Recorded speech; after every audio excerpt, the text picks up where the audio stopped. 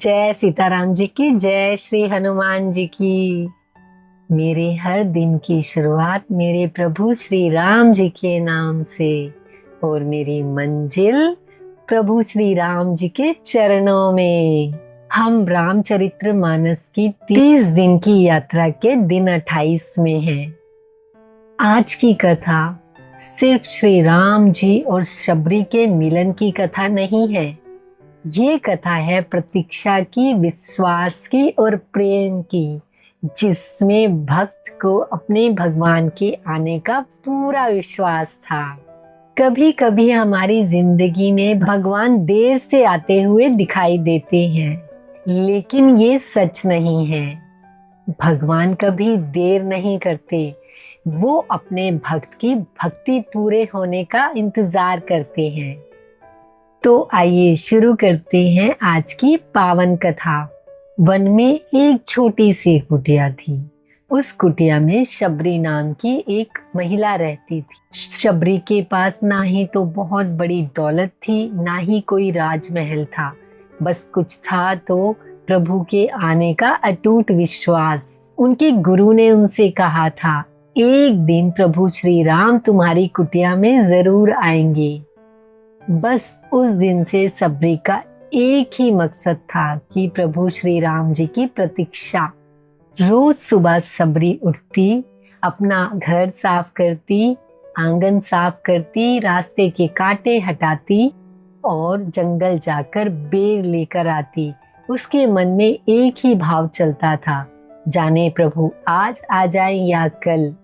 दिन बीते, महीने बीते, सालों बीते, लेकिन शबरी का इंतजार कभी खत्म नहीं हुआ।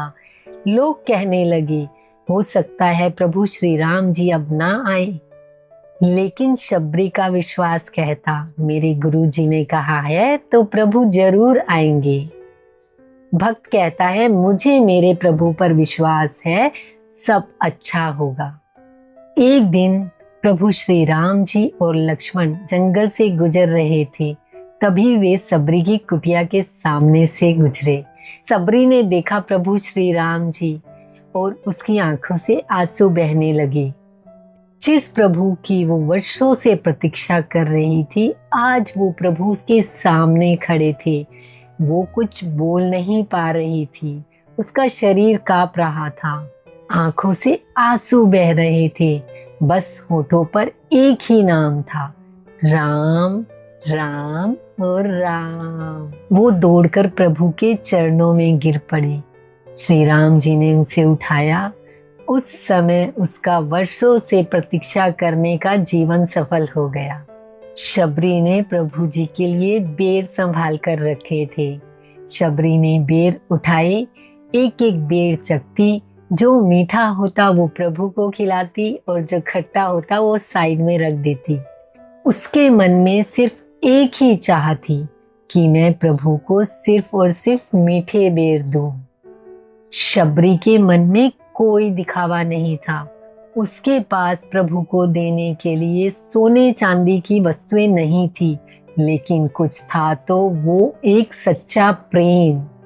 और भगवान को तो वस्तु नहीं चाहिए, प्रभु तो सिर्फ प्रेम देखते हैं, भाव देखते हैं। शबरी के प्रेम को देखकर प्रभु ने उसका प्रेम स्वीकार किया। ये कहानी हमें सीख देती है कि प्रभु को वस्तु नहीं, प्रभु तो भाव देखते हैं। भक्ति में सबसे महत्वपूर्ण भाव होता है, वस्तु नहीं।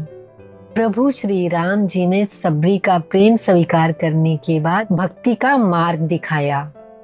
प्रभु ने बताया कि सच्ची भक्ति केवल पूजा पाठ से नहीं होती।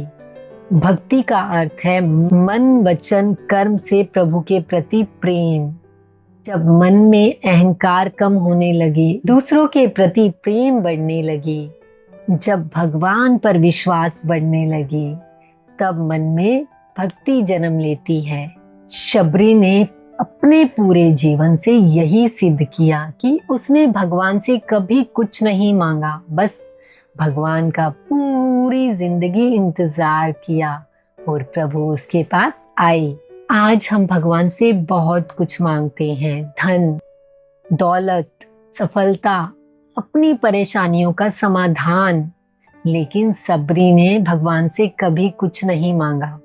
उसने कहा, प्रभु आप आ जाइए, मेरे लिए बस इतना काफी है। और शायद यही सच्ची भक्ति है, जब भक्त कहता है प्रभु मुझे आप चाहिए, तब भगवान उस भक्त के जीवन को प्रेम से भर देते हैं। हमारी जिंदगी में भी कई बार ऐसा होता है कि हम किसी चीज के लिए बहुत इंतजार करते हैं। हम मेहनत करते हैं, इंतजार करते हैं, प्रार्थना करते हैं, लेकिन परिणाम जल्दी नहीं आता और हमारा विश्वास टूटने लगता है। हम सोचते हैं भगवान हमारी नहीं सुन रहा है, लेकिन सबरी की कथा हमें क्या सिखाती है? प्रतीक्षा का अर्थ ये नहीं है कि भगवान ने आपको भुला दिया है। हो सकता है भगवान आपको उस चीज के लिए तैयार कर रहे हो जिसका आपने कभी अंदाजा भी नहीं लगाया होगा।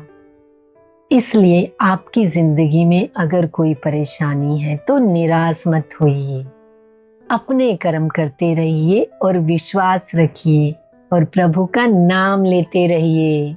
सच्ची भक्ति की सबसे बड़ी ताकत होती है विश्वास। जिस सबरी ने प्रभु का वर्षों तक इंतजार किया, आज प्रभु उसके सामने थे। जिस कुटिया में वो वर्षों से भगवान जी के आने का इंतजार कर रही थी, आज भगवान उस कुटिया में बैठे थे। शबरी की आंखों में आंसू थे, लेकिन इस बार ये आंसू दुख के नहीं, प्रभु की प्रतीक्षा पूरी होने के थे। शबरी ने उस दिन महसूस किया कि मेरी प्रतीक्षा व्यर्थ नहीं गई। याद रखिए, भगवान पर भरोसा रखिए और अपने कर्म करते रहिए और सही समय का इंतजार कीजिए, क्योंकि जिस दिन प्रभु की कृपा होती है उस दिन वर्षों का इंतजार भी पल भर में सफल हो जाता है। अगर आपको लगता है कि आपकी जिंदगी में बहुत समय से कुछ अच्छा नहीं हो रहा है, तो शबरी को याद कीजिए। उन्होंने वर्षों तक प्रतीक्षा की, लेकिन उनका विश्वास कभी नहीं टूटा। इसलिए आज श्री राम जी से सिर्फ इतना कहिए, हे प्रभु, मुझे परिणाम की चिंता नहीं है, अपने मार्ग पर चलने के लिए शक्ति दीजिए और अपने चरणों में विश्वास बनाए रखिए। जय श्री राम जी की। अगर आपको ये कथा पसंद आई हो तो कमेंट में लिखिए, शबरी जैसी भक्ति और श्री राम जी जैसा विश्वास। इस रामचरितमानस की 30 दिन की पावन यात्रा को आगे बढ़ाने के लिए इस वीडियो को लाइक कीजिए, शेयर कीजिए और सब्सक्राइब कीजिए। हम दिन 29 की प्रभु श्री राम जी की यात्रा में आगे बढ़ेंगे। सियावर रामचंद्र जी की जय, पवन सुत हनुमान जी की जय। बोलो जय सीताराम। और अपनी इस दासी को विदा दीजिए।